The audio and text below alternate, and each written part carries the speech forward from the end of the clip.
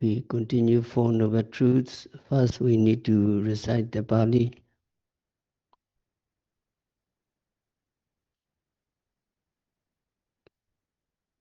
Second Noble Truth, Dukkha Samudaya Ariya Satya, Noble Truth of the origin of suffering.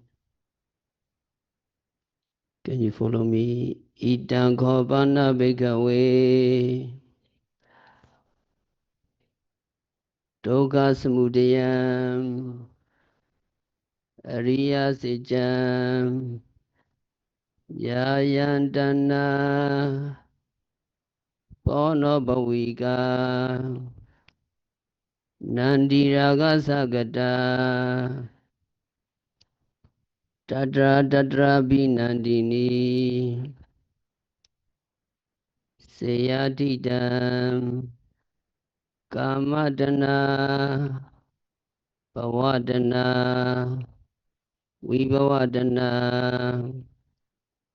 And continue number 3, Dukkha Nirodha Ariya Satya, Noble Truth of the Cessation of Suffering. Number that Noble Truth. Idang Govana Bhikkhave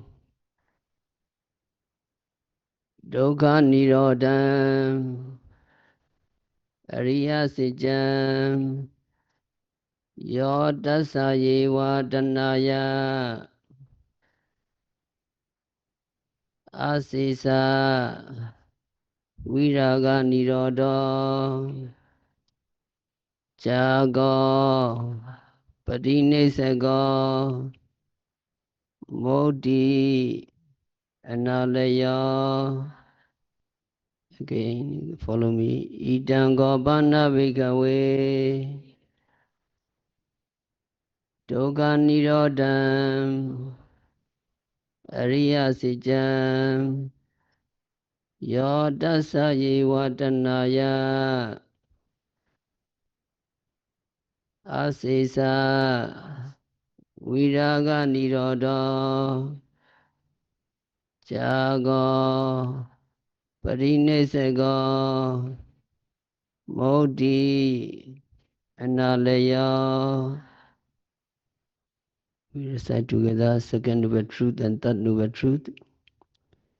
Idang Gopana Bhikkhave Dukkha Samudayam Ariya Satya Yayandana Bono Bhavika Nandi Raga Sagata Tatra Tatra Binandini Seyadidam Kamadana Bhavadana Vibhavadana. That noble truth, Dukkha Nirodha Ariya Satya.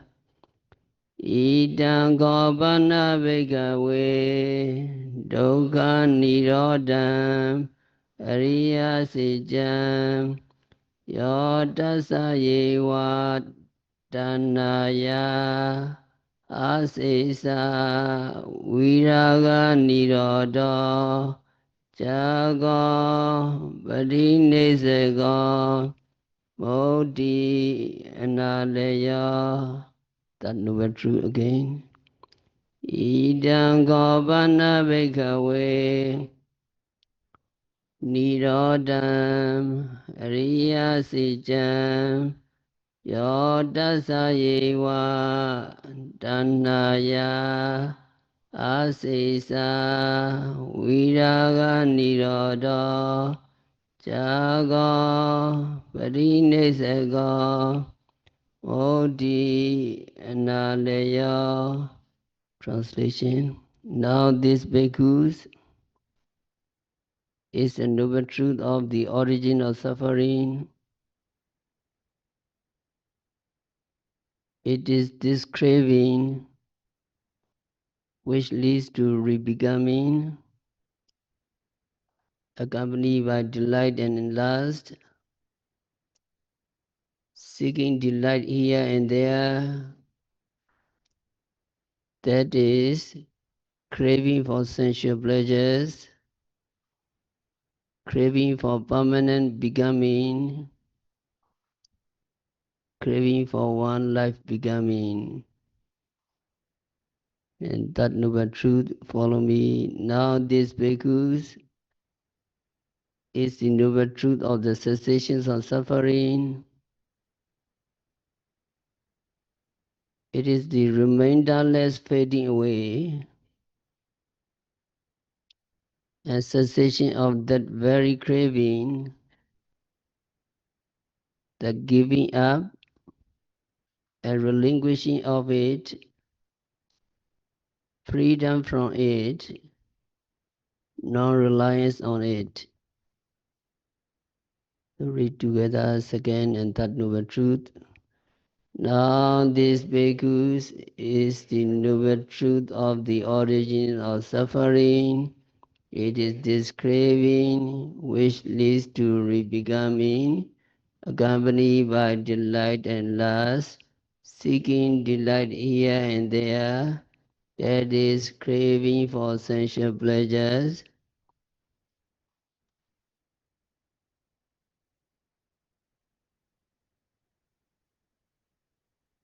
That noble truth. Now this bhikkhus is the noble truth of the cessations of suffering. It is the remainderless fading away and cessation of that very craving, the giving up and relinquishing of it, freedom from it, non-reliance on it.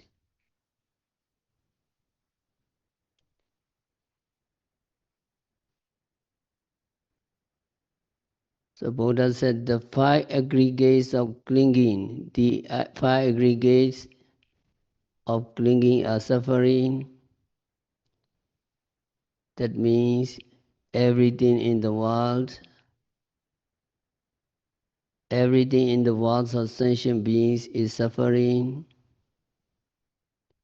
What we think to be happiness is our analysis of the Buddha suffering. Because Buddha said whatever is impermanent is suffering, so anything that is impermanent must be suffering. Whether we translate it as suffering or not, everything that is impermanent is suffering. Our bodies are impermanent. Our bodies will not last forever. Our thoughts, our mental states, they just come and go. So what we take to be happiness just comes and goes. And enjoying the life is also not lasting. They come and go. Since they are impermanent, because they have a beginning and an end, they are said to be suffering. So in this sense, everything in this sentient world is suffering. That is why we should understand suffering with reference to the meaning given by the commentary that suffering means something that is despicable and empty. So we should understand the first noble truth at both the two levels, the ordinary level and the deeper philosophical level. Only when we understand in these two ways can we say that we understand the first noble truth. Only then we understand in this way can we accept that suffering is everywhere.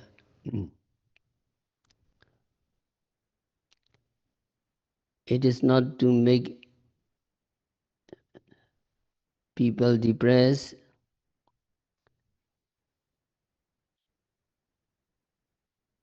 It is like a physician telling a patient that he has a disease. A physician examines a patient and he finds a disease in that man. Then the physician must say, you have such and such disease.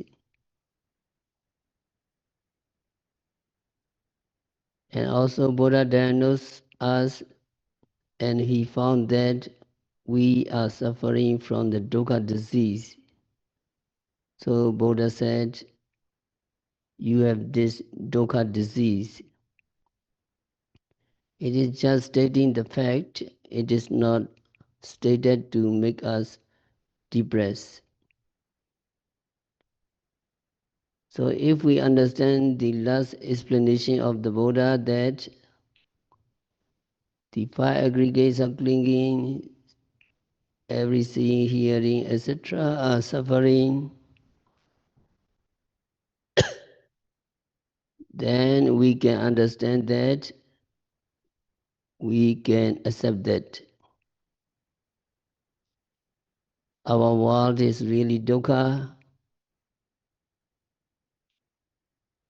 We should understand that life itself is suffering, or life is equated with suffering. When we say suffering, we can mean life, and when we say life, we mean suffering.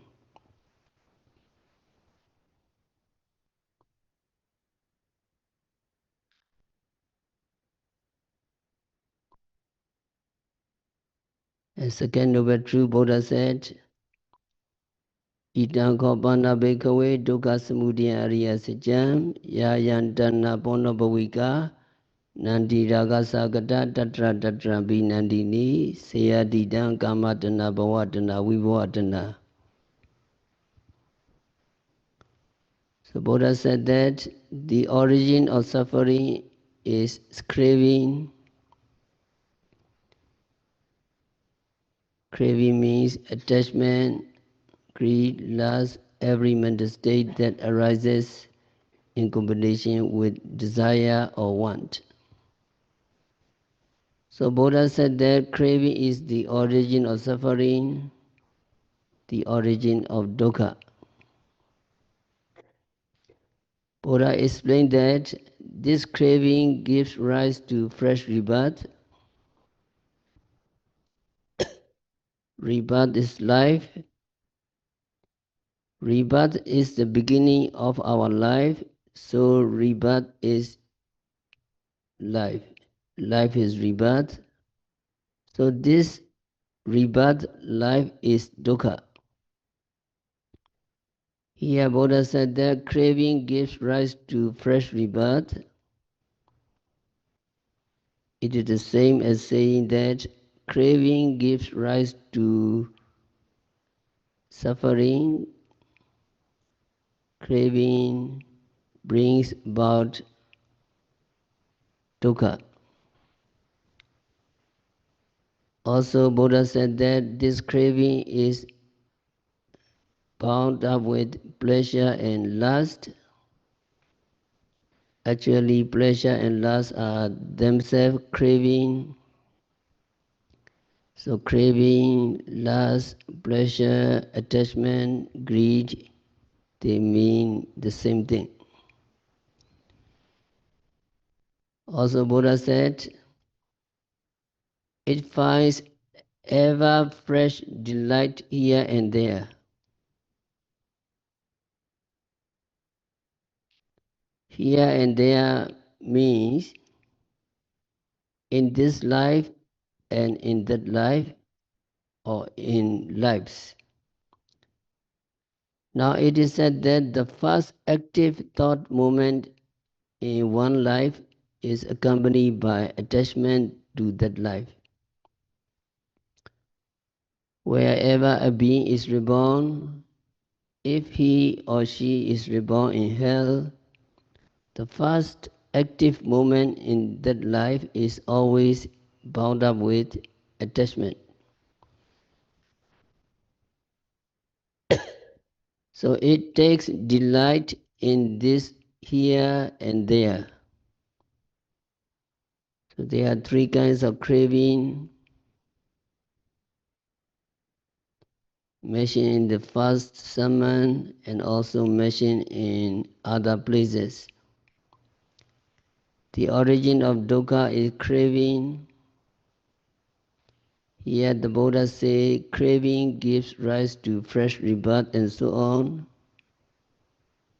That means the present rebirth is the result of the past craving. And then the present craving will be the cause of future rebirth. In that way, we should understand the second noble truth. Another way of understanding it is to consider situation in this life. We can see that craving causes suffering. We often hear news about crash, plane crash. Many people are killed in the crash. When we hear the news, how much suffering do we suffer?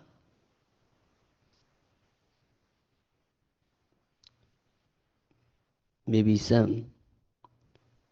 We may say, oh, very unfortunate people, we compassionate to them, but we don't feel so deeply. But if there was a friend of ours among those who perish, our suffering is greater. We suffer more.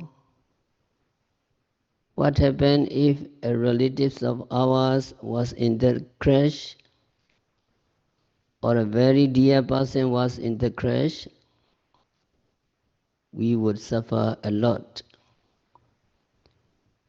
So our suffering actually is not caused by the death of a person, but the attachment we put on that person. The more attachment we have for that person, the more suffering, the more dukkha we suffer. So the real culprit here is attachment or craving for that person, and not the death of, or not the loss of that person. The same is true for things we put much on value on. Sometimes the price of the things may not be great. We put some sentimental value on it, so we cherish it. If that thing is taken away from us, if that thing is stolen, or let's say if it gets broken, we suffer a lot. Because we have put so much attachment, so much sentimental value on the things, so our suffering is not caused actually by the loss of the things. Actually, it is caused by the degree of our attachment we put on the things. If we understand that way, we can understand that attachment causes suffering. The Buddha's explanation goes deeper than that. Actually, the Buddha's explanation here is that craving gives rise to fresh rebirth.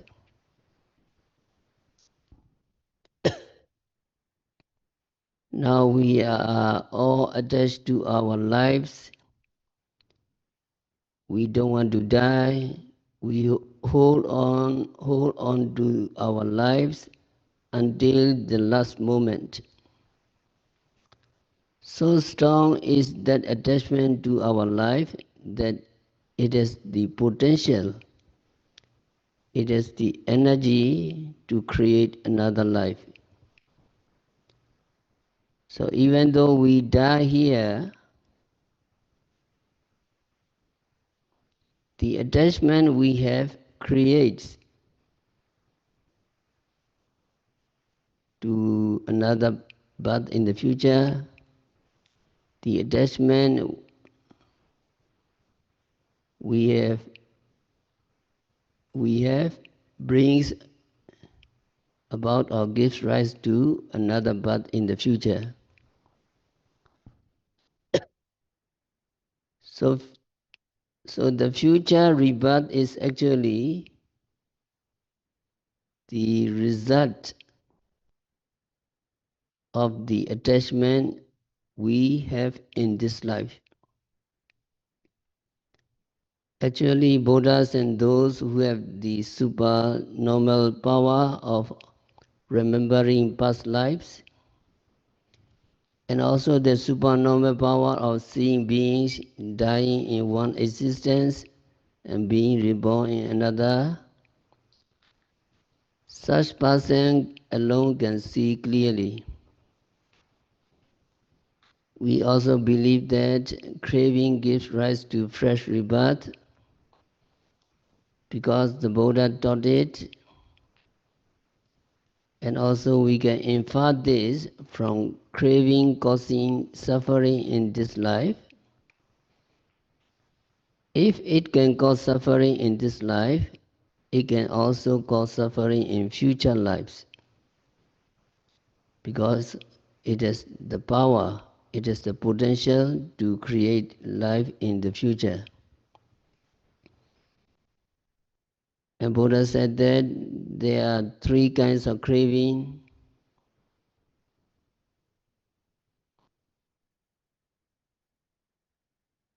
Do you remember the Pali names of the three kinds of craving? Kamatana, Bhavatana, and Vibhavatana. We need to be familiar with the Pali words because there is much misunderstanding about these three. The first one is Kamatana.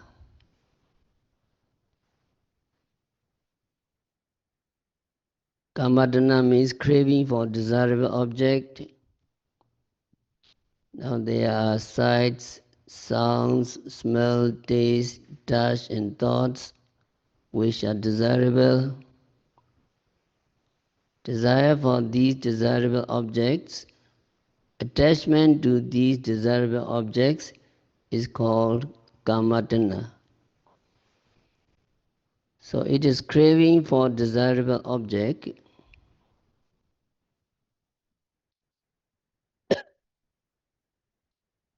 And the second one is bhavatana. The word bhava means existence or becoming. According to the commentaries, it means not just existence or becoming, but it is the wrong view that beings are permanent. It is the wrong view that there is a soul and soul is permanent. So bhava here means what is called the eternity view, sasata ditti, that is taking things to be eternal, taking things to be permanent. It is one of the wrong views. Craving associated with the wrong view is called bhavatana. So bhavatana does not mean craving for existence. Craving for existence can be included in the first one, kamatana. That is because existence is also a desirable object. Bhavadana here means craving which is accompanied by eternity view, craving which is associated with the eternity view. You may have the view that things are permanent. You may have the view that things are eternal. Craving that is accompanied by that view that arises together with that view is called Bhavadana. So it is not merely craving for existence, it is craving associated with the eternity view, Sasata Deity. And the third one is Vibhavadana. Now there is another view.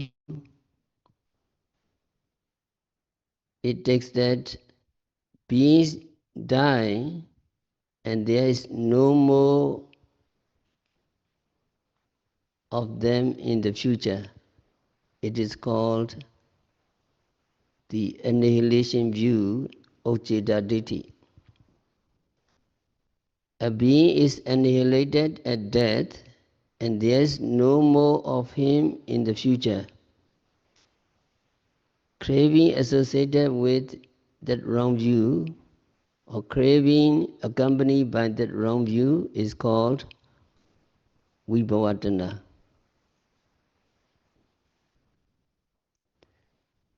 Sometimes beings may have eternity view or some others may have annihilation view. Craving accompanying those views are respectively Bhavadana and Vibhavadana. So Vibhavadana is craving associated with annihilation view. Some translated it as craving for self-annihilation. It is very misleading. People may think Buddhism accepts suicide because it translated as craving for self-annihilation. Craving for annihilation is mentioned in the Sutta. Vibhavadana is not craving for self-annihilation, but craving associated with this kinds of wrong view. So these are the three kinds of craving described by the Buddha in his exposition of the second noble truth.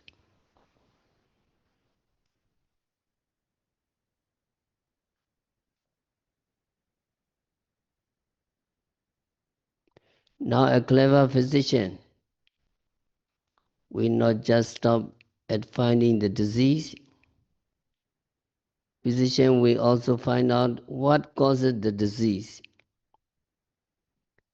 In the same way, the Buddha first discovered that the world of sentient beings has a disease of suffering. The Buddha does not stop there. He also discovered the origin of the suffering, or what causes the suffering. After knowing the disease and the cause of the disease, the next question would be, what? Can this disease be cured?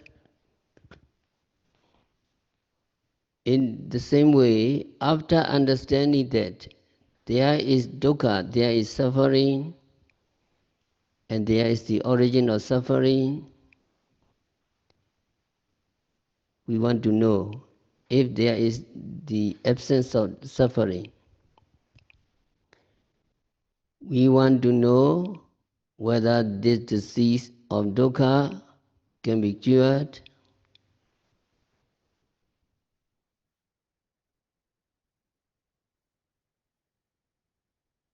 So Buddha is like a physician, that he finds the disease and then also he knows what causes the disease. So but Buddha diagnosed the living world, and then he came up with the diagnosis that the worlds have the disease of dukkha, and this dukkha is caused by craving. And when the cause of disease is known, the patient wants to know whether the disease can be cured. Very fortunately, this disease can be cured. So in order to give consolation to beings who are weary with suffering and the origin of suffering, Buddha said that there is cessation of suffering. So cessation of suffering, dukkha nirodha sija, Buddha expounded. Idam kopana bhikkhave dukkha nirodha ariya sija. Yo tasayewa tanaya asesa viraga nirodo jago patinesago moti analayo. Bhikkhus, what I am going to teach now is the noble truth of extensions of suffering, the real truth which noble one should know. It is the complete fading away and cessation of that hunger, that craving, without remainder. Is forsaking and giving up, relinquishing, letting go, release, and abandoning of that craving. So Buddha said the third noble truth, the cessation of suffering,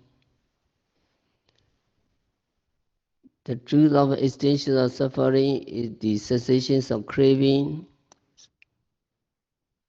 samudaya satya, otherwise called the truth of the origin of suffering. And by virtues of vipassana insight knowledge, and Ariya Mega knowledge, that craving gets no opportunity to arise and vanish. It is like darkness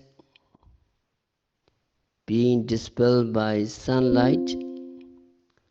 When the sunlight comes, the darkness is dispelled. So when yogi practiced, he or she became Arahant. And when Arahata Mega knowledge appears, the craving has no chance to arise and gets extinguished entirely. With the cessation of craving, the aggregates of Namarupa, mind and body process for new life cannot make their appearance and completely cease to exist. So this non-arising or cessation of craving is called the truth of the cessation of suffering, dukkha nirodha satya. Cessation of craving by virtues of Arahata Mega Jnana is complete, total extinction of craving, and the noblest and highest form of extinction. And also there are inferior form of cessation. For example, yogi practice and yogi reach the stage of anagami, stage. For the anagami, cessation by virtues of anagami mega. Anagami mega completely extinguish only kamatana, the craving for sensual pleasures. It is one type when yogi reach the stage of anagami. When yogi reach the stage of sagragami, there will come cessation by the sagragami mega. Sagragami mega eliminates only the grosser form of kamatana. When yogi reach the stage of sotapanna, there comes cessation by virtues of Sotapati Mega. When you reach Sotapati Mega, when you attain Sotapati Mega, it removes Kamatana, sensual desire that will give rise to be reborn in the four woeful states. You will never go down to the four woeful states when you become Sotapanna. So these cessations are concerned with only partial extinctions of tanha and may be regarded as inferior types of nirodha sijja. Then there is another form of cessation which comes about through your meditation. When you practice vipassana meditation continuously and you understand the true nature of anicca, dukkha, anatta, impermanence, suffering and non-self nature, during the period of contemplation on them, your craving gets no opportunity to arise because you see the true nature of anicca, dukkha, anatta, impermanence, suffering and non-self. So there occurs temporary cessations of tanha, temporary cessations of craving.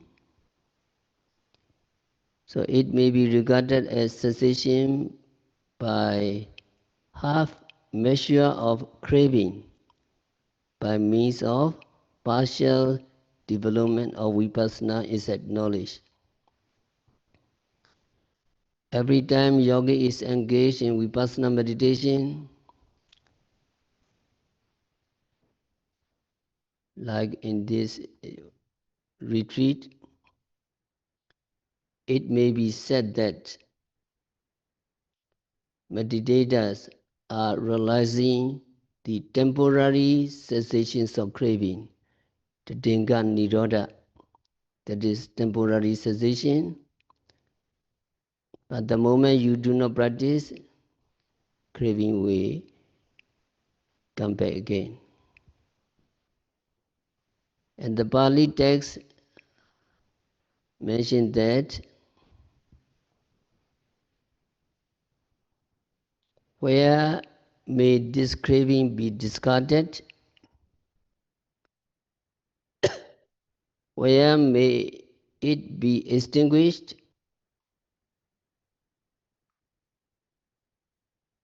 This is the question. The answer is wherever in the world there are delightful and pleasurable things, there this craving may be discarded. There this craving may be extinguished. Here, delightful and pleasurable things means six sense door, eye door, ear door, nose door, tongue door, body door, and mind door. These are the delightful and pleasurable things. Another group, six sense object, visual sight, sound, smell, taste, bodily impression and mind are delightful and pleasurable things. A sick vijnana of eye consciousness, ear consciousness, nose consciousness, etc. are delightful and pleasurable things. So you can study in Mahasatipatthana Sutta in detail. Discarding and extinguishing are alike in meaning. In the same way, jago, abandoning or giving up, patinisago, giving up, forsaking, rejection, moti, release, freedom, emancipation, analayo, doing away with. Buddha used all words connote the same meaning as nirodha, cessation or annihilation.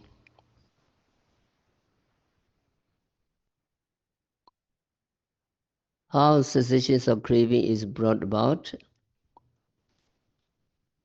When you note seeing, hearing, smelling, tasting, touching, rising, falling, sitting, stretching, bending, etc. At the moments of seeing, you know seeing, so you become convinced of the true nature of impermanence, because these objects arise and disappear continuously, and you become convinced the true nature of impermanence, suffering and non-self. A yogi will not be blinded by the avijja. You will not be blinded by the delusion of permanence, happiness and self in the sense door and sense object, eye, ear, visual object, seeing consciousness, etc. So at that time, yogi is momentarily free from avijja. You are momentarily free from ignorance or delusion. So you have seen reality as it is, and you are free from delusion. Then no pleasurable feeling arises towards this object. So this is temporary cessation or temporary fading away of craving. Through the fading away of craving, when there is no craving, upadana, clinging, cannot arise, karma or sankhara cannot arise. Consequently, vijnana, namarupa, salayana, phassa, vedana, the unwholesome resultant of karma and sankhara cannot appear. That is how craving together with suffering are momentarily extinguished. That is called momentary cessation or momentary nirvana. So during this 1 month intensive retreat, you experience the kinds of state many times. You need to be experienced more and more. In the same way, yogi, noting, hearing, smelling, seeing consciousness, no consciousness, etc. At the moments of hearing, smelling, etc., yogi become convinced the true nature of impermanence, suffering and non-self with respect to ear, sounds, nose, taste, etc. When you see the true nature of impermanence, because the objects come and go constantly, a yogi will be free from avijja, delusion of permanence, happiness and self in connection with these objects. So there will be momentary cessations of craving, momentary cessations of suffering, otherwise called momentary nibbana, tatinga nirodha or tatinga nibbana. So through vipassana, which promotes temporary cessation as higher knowledge is developed, nibbana is realized by means of Sotapatti Meganyana. Sotapatti Meganyana extinguish Kamatana, sensual craving, which can give rise to be reborn in the four woeful states. If you become Sotapanna, Sotapatti Mega, you will not be reborn in the four woeful states. So you become fully liberated from miseries of apaya, the netherworld, and suffering of more than 7 existences in good states of sensual sphere Dhamma Sugati. So there is extensions of suffering as a result of extensions of craving. But it must not be regarded that Sotapatti Megaphala takes the cessations of craving as its object of contemplation. It dwells merely on cessation as a result of complete cessations, complete extensions of suffering inherent in the aggregates of mind and matter. Then yogi continue, and when yogi realize nibbana by means of Sakadagami jnana, what kinds of craving can be extinguished. When you become Sakadagami, the grosser forms of sensual craving, together with suffering of more than 2 existences in the sensual planes, are extinguished. And when you continue, yogi reach the stage of the Anagami Mega Jnana. Yogi realize through Anagami Mega Jnana, at that moment, what types of craving can be extinguished. When yogi become anagami, subtle forms of sensual craving and suffering of more than one existence in rupa loka, 5 material sphere, or in arupa loka, non-material sphere, are extinguished. So these are also extensions of suffering as a result of extensions of craving. In these paths also, the mind dwells merely on cessation, consequent upon the complete cessations of suffering inherent in the aggregates of mind and body. And when yogi continue, yogi realize Aratta Meganyana. At that moment, what kinds of craving can be eradicated. When yogi reach Aratta Meganyana, all forms of craving and all kinds of suffering are completely eradicated. So there is also extensions of suffering as a result of extensions of craving.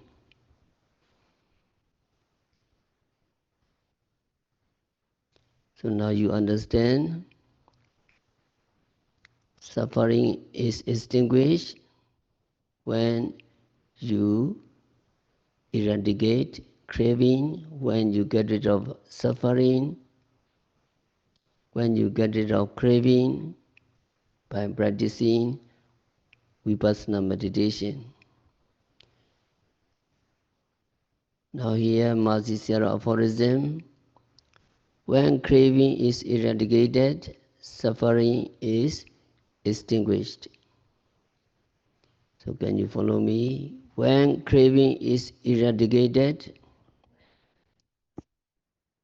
when craving is eradicated, suffering is extinguished. When craving is eradicated,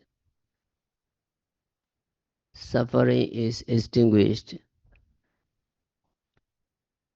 So when craving is completely eradicated, true liberation from suffering is achieved. Escape from suffering obtained through other means is not true liberation, but just temporary relief, because in due course there is recurrence of suffering.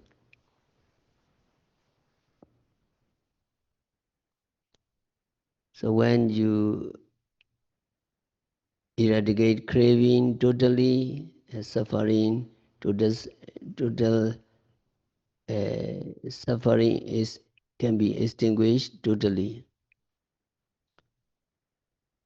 We will continue tomorrow. We have to stop our discussion for today. By practicing vipassana meditation, by observing every phenomena occurring at the six senses, by noting, sitting, stretching, standing, walking, bending, seeing, hearing continuously and meticulously, may all yogis have a chance to eradicate craving. May all yogis be free from suffering. May all yogis realize the real peace in the very near future.